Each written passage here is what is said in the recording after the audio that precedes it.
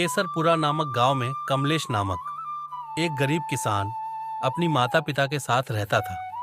कमलेश खेतों में फसलें उगाकर उन्हें मंडी में बेचकर अपने परिवार का पालन पोषण करता था। अरे बेटा, तुम्हारे पिताजी की हालत ठीक नहीं है। डॉक्टर जी ने उन्हें समय पर दवा और अच्छा खाने पीने को कहा है। मैं काफी दिनों से दवाइयाँ नहीं खा रही हूँ, इसलिए मेरे भी घुटनों में दर्द बहुत बढ़ गया है। तुम खेतों में मेहनत करके कुछ पैसों का इंतजाम करो ताकि अब हम तुम्हारे पिताजी का इलाज करवा सकें। हाँ माँ, इस बार जैसे ही अच्छी फसल होगी मैं उसे बेचकर अच्छे पैसे कमा लूंगा। उन पैसों से मैं पिताजी और आपका अच्छी तरह से इलाज करवाऊंगा और फिर देखना माँ, पिताजी और आप पहले की तरह ठीक हो जाएंगे। पुत्र, मैं आशा करती हूँ कि तुम्हारे पिताजी जल्दी से ठीक हो जाएं। ठीक है माँ, अब मैं काम पर निकलूंगा। आप अपना और पिताजी का ख्याल रखना। बेटा कमलेश, ये ले खाने का डिब्बा और समय पर जरूर खाना खा लेना। ठीक है माँ, अब मैं चलता हूँ। कमलेश ये कहकर अपनी माँ से आशीर्वाद लेकर फिर खेतों की तरफ खेती करने चला जाता है। इस बार मुझे कुछ ना कुछ करके अच्छी फसल उगानी ही होगी, क्योंकि अगर इस बार फसल खराब हुई तो मैं बर्बाद हो जाऊंगा और अब मेरे पास भी इतने पैसे नहीं हैं कि मैं फिर से फसल उगा सकूं। कमलेश यह कहकर खेतों में बीज बोने लगता है। तभी वहां उसके गांव का ही मित्र रोहित आता है और कहता है, अरे तुम क्या कर रहे हो? कुछ नहीं रोहित, मैं दोबारा खेतों में इन बीजों को लगा रहा हूं। कमलेश, यह तो मुझे भी पता है कि तुम इन बीजों को खेतों में लगा रहे हो, मगर तुम जानते हो ना कि इस समय मौसम किस तरह से बदल रहा है। कभी धूप आ जाती है तो कभी बारिश आ जाती है। तुम्हें क्या लगता है कि तुम्हारी फसल उगेगी? यह कहकर रोहित वापस चला जाता है। आज तो मैंने सारे बीजों को खेतों में लगा दिया है और अब मुझे बहुत पेट में भूख लग रही है। माँ ने मुझे घर से निकलते समय खाने का टिप्पण दिया था। मैं हाथ धोकर खाना खा लेता हूँ। उसके बाद कमलेश भोजन करने के लिए बैठ गया। तभी उस समय कमलेश के पास एक साधु महाराज आया और बोला, बेटा, मैं पास के गांव से आ रहा हूँ और यहाँ किसी को नहीं जानता। मैं 3 दिनों से बहुत भूखा हूँ। मेरे पास पैसे भी नहीं है कि मैं कुछ खा सकूं।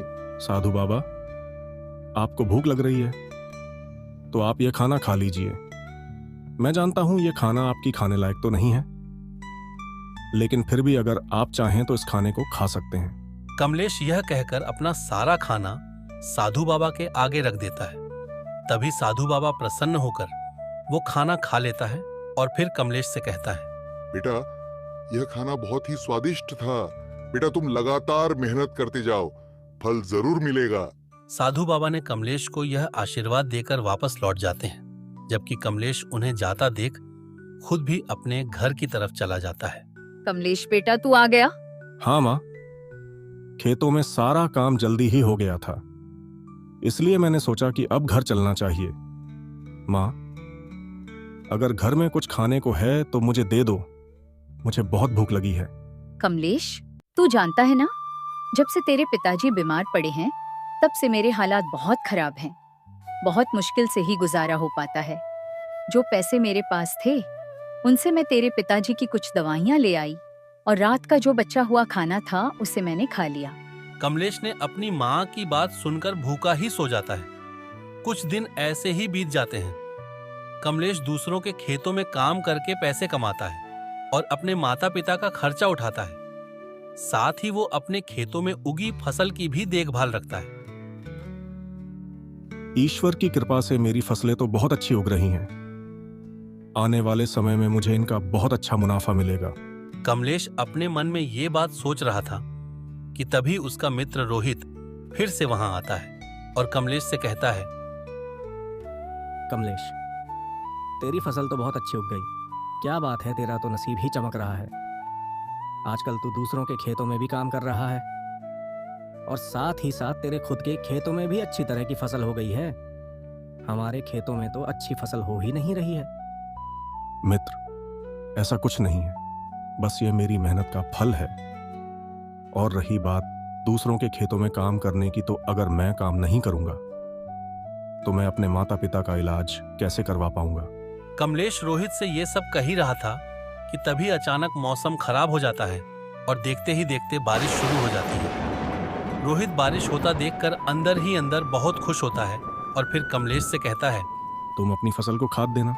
रोहित यह कहकर वहां से हंसते हुए चला जाता है, जबकि कमलेश जोरदार बारिश को देखकर बहुत परेशान हो जाता है। धीरे धीरे करके बारिश बहुत तेज हो जाती है और देखते ही देखते कमलेश की सारी फसलें खराब हो जाती हैं। कमलेश ये सोचकर दुखी मन से अपने घर वापस लौट जाता है। क्या हुआ कमलेश बेटा, तुम बहुत परेशान लग रहा है। इस बारिश से मेरी सारी फसलें खराब हो गई और अब मैं पूरी तरह से बर्बाद हो गया हूँ।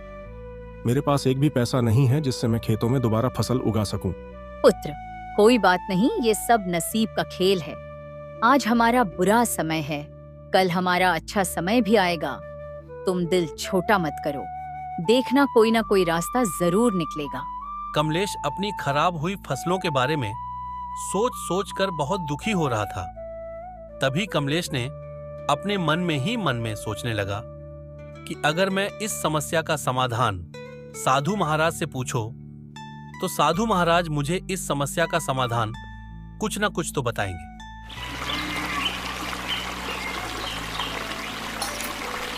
प्रणाम साधु महाराज, मैं कमलेश हूँ। मैं इसी गांव में रहने वाला एक गरीब किसान हूँ। हाँ कमलेश, बोलो, तुम यहाँ किस काम के लिए आए हो? महाराज, बारिश से मेरी सारी फसलें खराब हो गई हैं।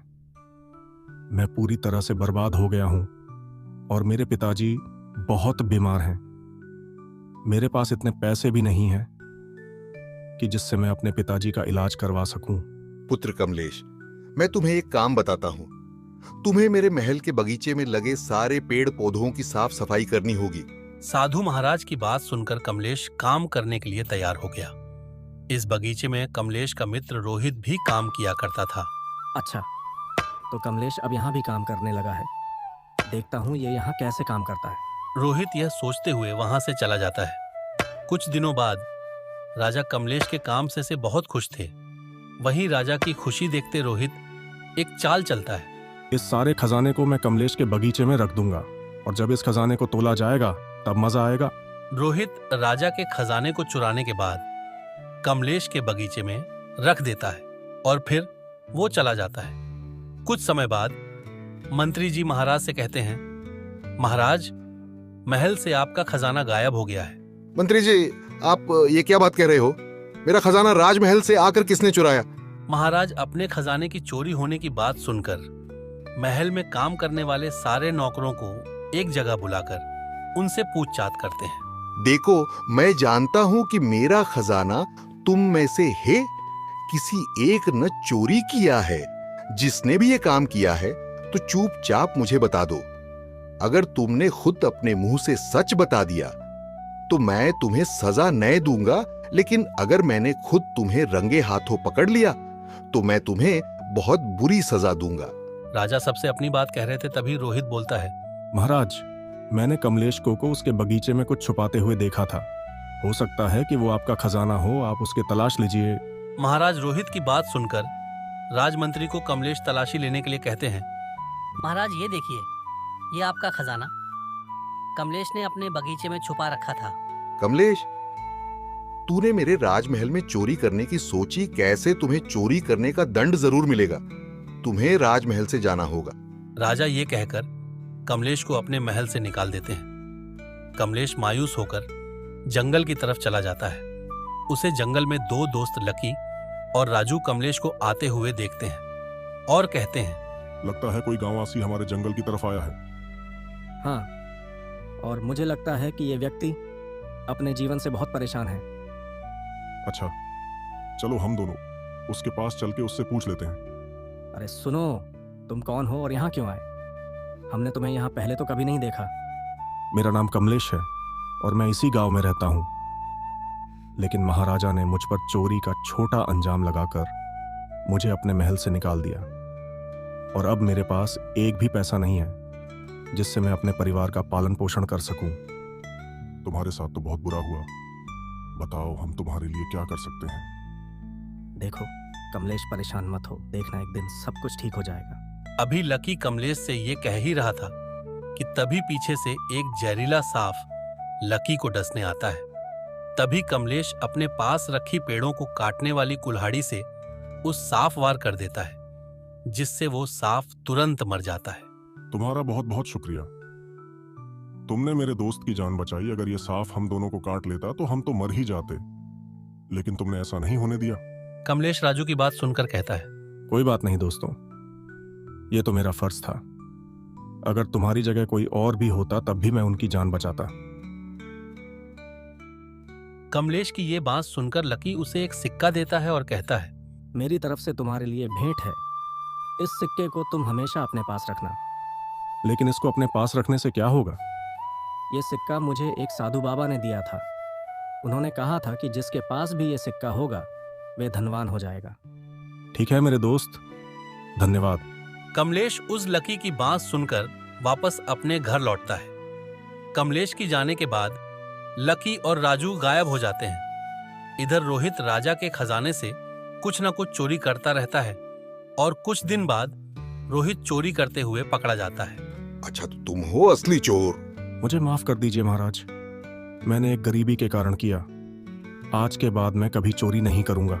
महाराज से माफी मांगने के बाद वो कमलेश की सारी सच्चाई भी उन्हें बता देता है, जिसे सुनकर राजा कमलेश से माफी मांगने उसके घर जाते हैं। महाराजा कमलेश के लिए ढेर सारा खजाना भी लेकर जाते हैं। मुझे माफ कर दो कमलेश, मुझसे बहुत बड़ी गलती हो गई। आज मैं अपनी गलती का पश्चाताप करने आया हूँ। मुझे उम्मीद है कि तुम मुझे माफ कर दोगे और मेरी तरफ से ये बेट सुखार करोगे। कोई बात नहीं महाराज, मैंने आपको माफ किया। आपके सामने मेरी सच्चाई आ गई, यही मेरे लिए काफी है। मुझे इस खजाने का कोई लालच नहीं है।